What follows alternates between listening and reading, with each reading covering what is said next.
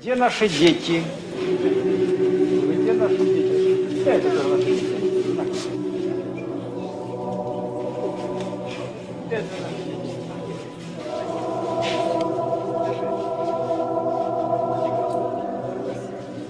Что нам дает Господь? Господь нам дает благодать разума. Именно Господь дает. Какое бы книжное обучение ни было, но если Господь не дает, все, у тебя непрочное, неосновательное и ложное. И вот когда это появилось именно от Бога, то мне появилась именно смелость. Так, подожди,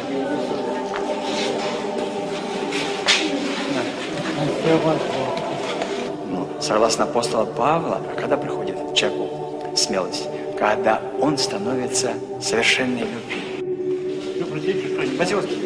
Чем у человека больше любви, тем у человека меньше страха. А человек совершенной любви не знает страха.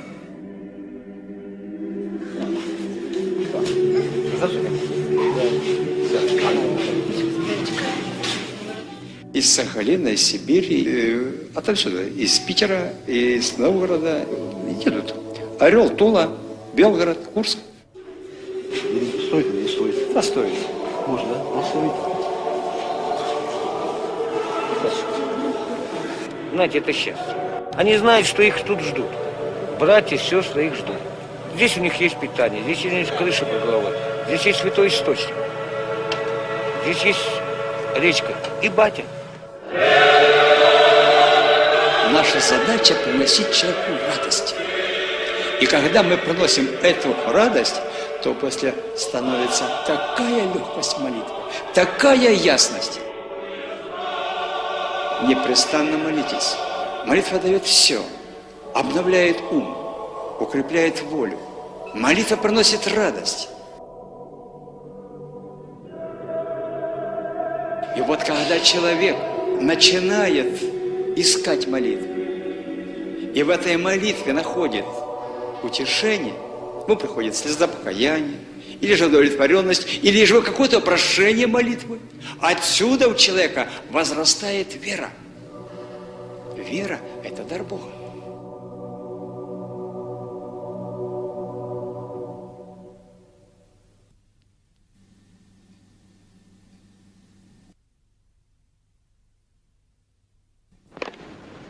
Не бываем ли мы иногда подвержены своего рода беснованию?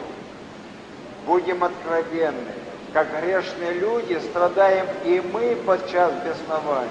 В нас бывает бесчисленное множество страстей, а значит и свои легионы бесов. В нас бывает без прелести, без лукавства, без лжи и обмана, без блудной нечистоты, которые теперь все заражены этой блудной нечистотой. Дух хулы, ругательства. А сейчас именно все какие стали ругатели. Это все, значит, что? Бесноватые. Особенно страшная болезнь беснования – это пьянство. Пьяницы, не оборачивайтесь, а слушайте пьяницы. Как что вас это ждет пьяницы? Ждет пьяницы гиена огненная. Пьяницы, духа нетерпения, сквернословия и всякой нелепости в мыслях наших. Вот даже, и всякой нелепости в мыслях наших. И это все беснование. Светланка, что ж ты улыбаешься? Ты ж чего не вникаешь, какая ты? Бываешь разная и всякое в разное время. Дух смеха. Бесноватые все только знают одно. И у них все весело и радостно. Я многих теперь уже знаю, молодых, уже почивших, и все хихикали. Видите, сколько видов беснований.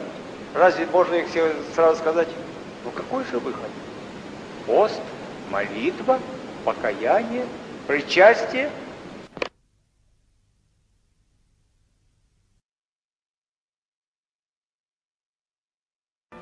Но как же нам нужно следить за своим сердцем, Ведь сердце каждый раз не оперируют, его не промывают никакими спиртами, а только слезой покаяния.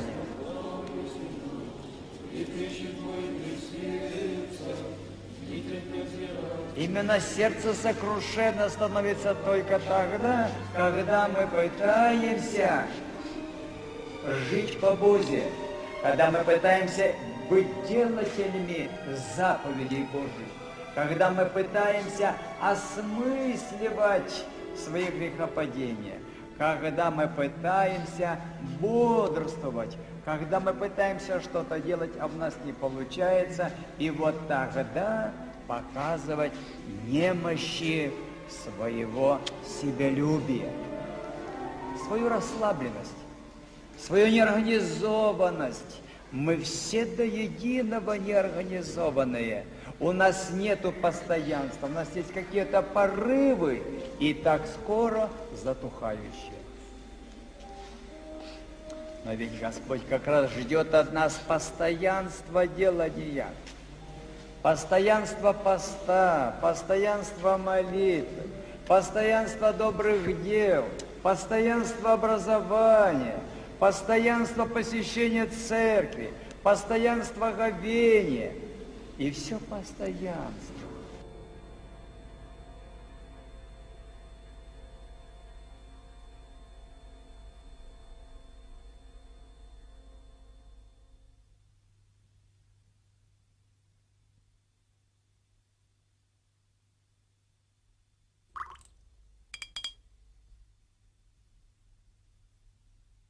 Человек, угождающий в своей плоти, Богу угодить не может. А человек только живет именно своей плотью. Плотью. Именно плоти не давать покоя. Плоть изнемождать. Плоть изнурять. Плоть порабощать.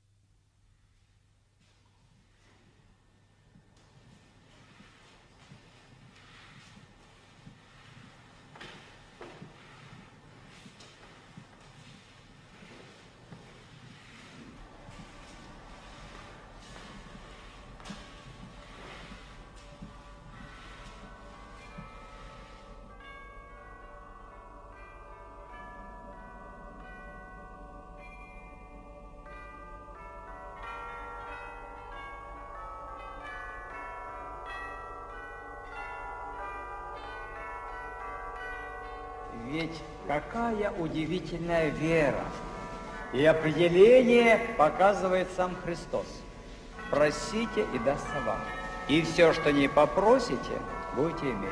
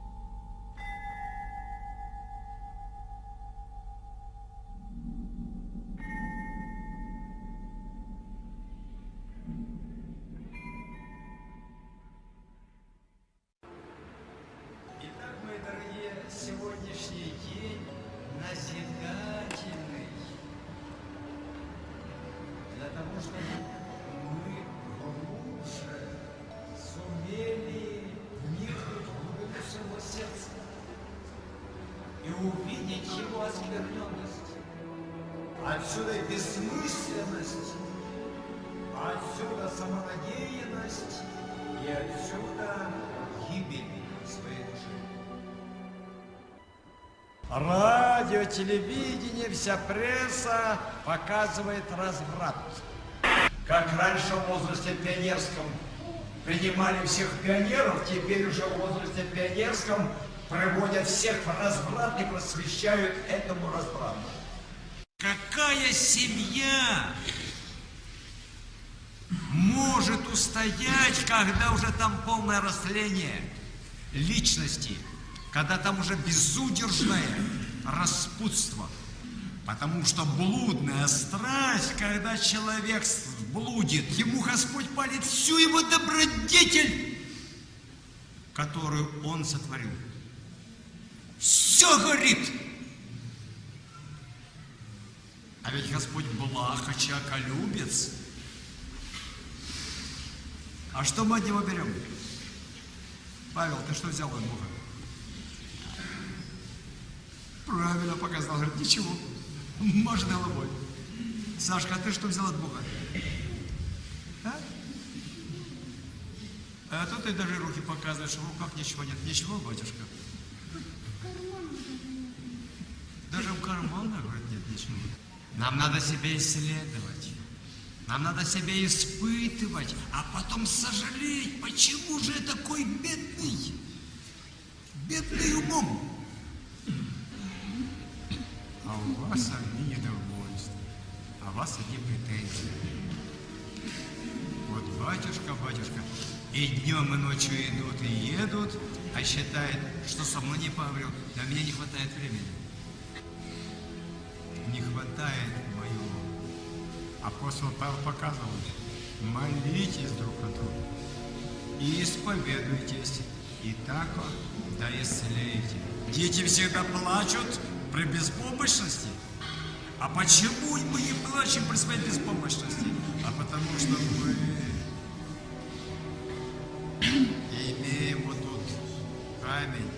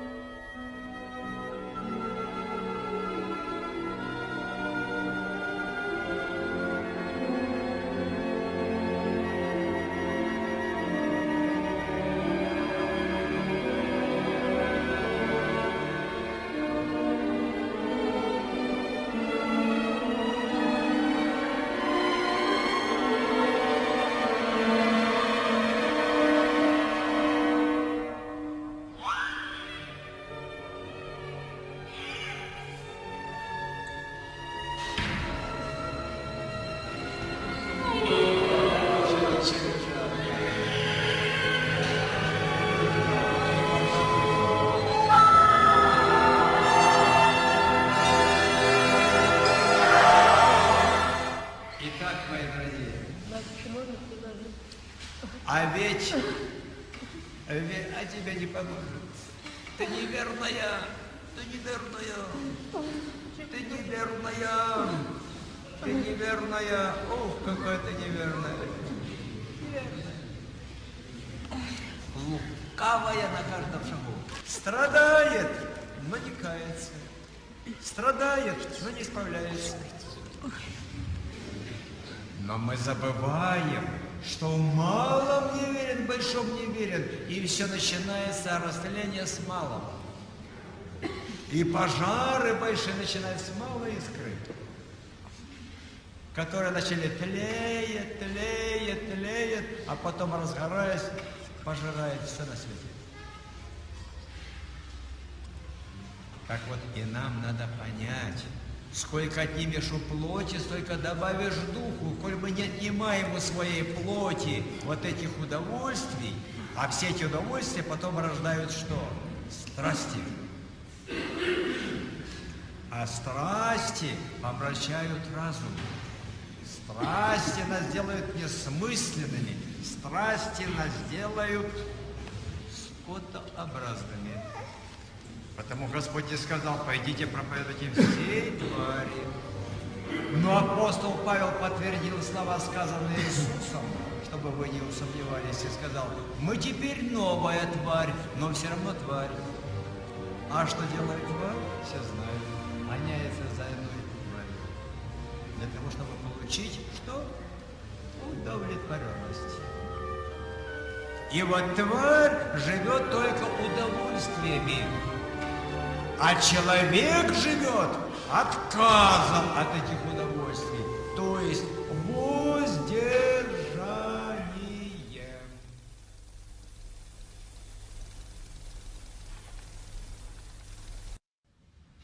Бог Слово священно совершив в себе самом наше восстановление, сам себя потом принес за нас в жертву через крест и смерть, и всегда дает жрему быть и пречистому телу своему, и каждодневно предлагает его нам душепитательную обильную трапезу.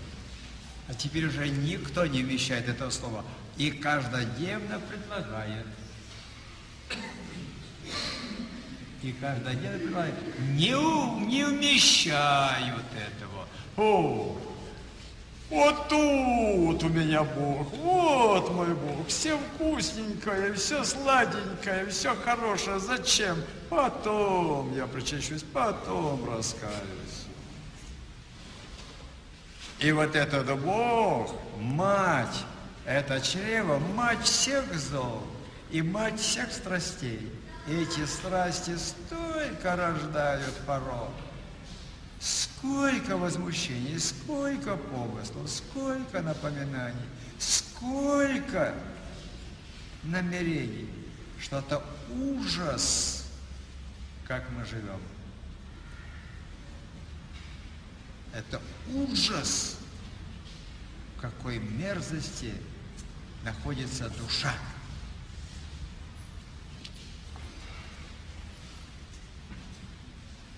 Преподающий такому тайны праведно подлежит осуждению за то, что через это он человека грешащего по уклонению от права помысла и по легкомысленной небрежности делает совершенно врагом Богу. Священник не должен преподать такому святой тайне. Но сегодня, как я должен благодарить Бога, как Господь не открыл, отца с сыном не причастил. Да. Оба не готовы. Шли причащаться.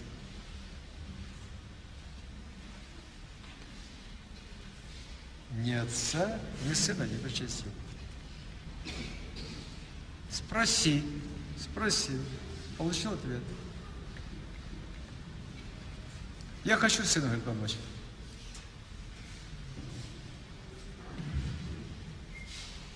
У него рак крови. Думает, если причастился, значит все. А причастие, а где его взять?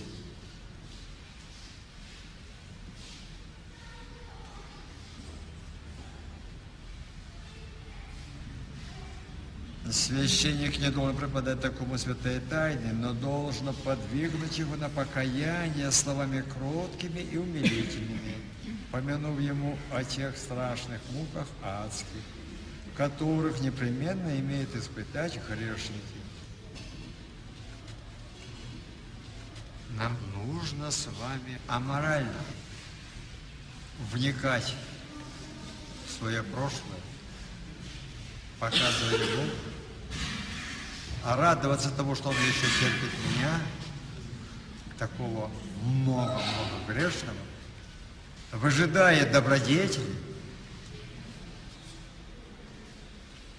а затем даже и хочет, и может сделать святым. И хочет каждого из нас. Иди, деточка, я хорошо, что... Как тебя зовут-то? Заселяемся, Василий, да, иди сюда. А ты слышал, что после молитвы Бог соединяет? Ну, я читал молитву. Болезнь. О, ты этого мало? Этого мало. Так, значит, вот, Константин, ты молитвослов уже купил, нет? Вот, не то слово. Вот. А ну-ка, дай его сюда. Так, надо нести.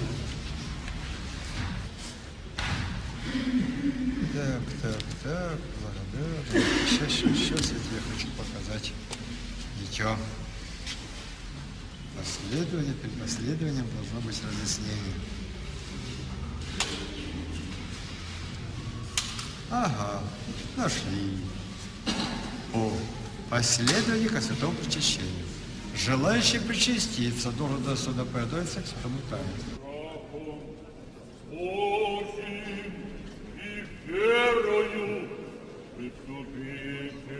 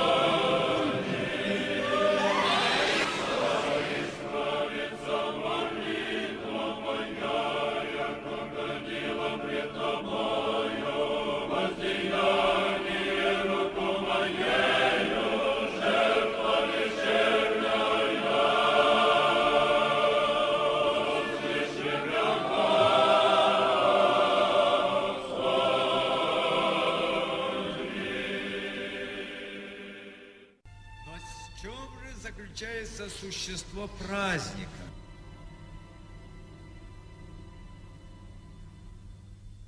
Праздник проявляется в трех существах: Отце, Сыне и Духе Святом, и они все между собой неразрывно связаны, и один другого не выставляет.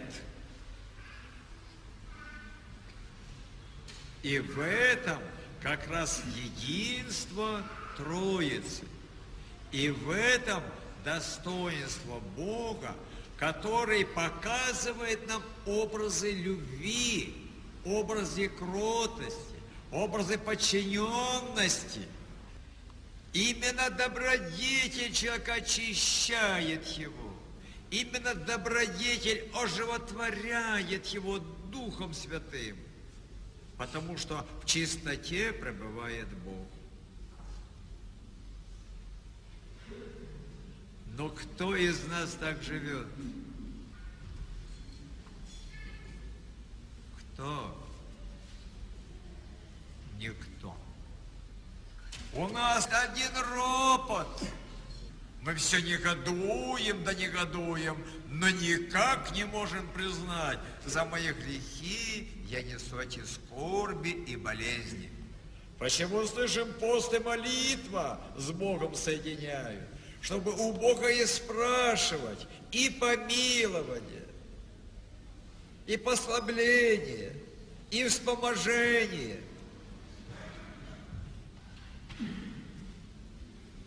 А у нас этого нет. И вот поэтому Господь говорит, если вы несчастные, не вините меня.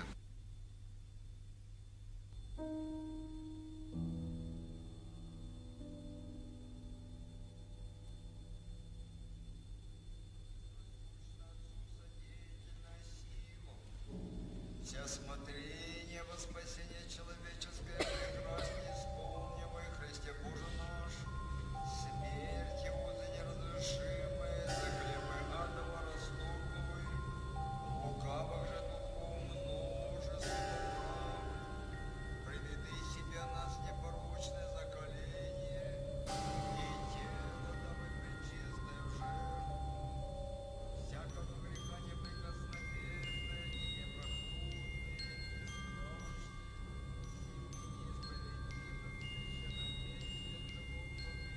Помяни, Господи, немощь нашу, да не погубишь нас за беззаконие нашими, да сотвори великую милость со смирением нашим. Прими во владыко, мольбы моления наша, и упокой вся. Отцы коехожда, и матери, и чада, и братья, и сестры единородные, и купнородные, и вся прежде почившие души, в надежде воскресения жизни вечной учини духи их, имена в книзе животных, в недрах Авраама, Исаака, Якова, в стране живых в Царстве Небесном, в рай сладости, святыми ангелы Твоими водя, вся во святые Твоя обидели.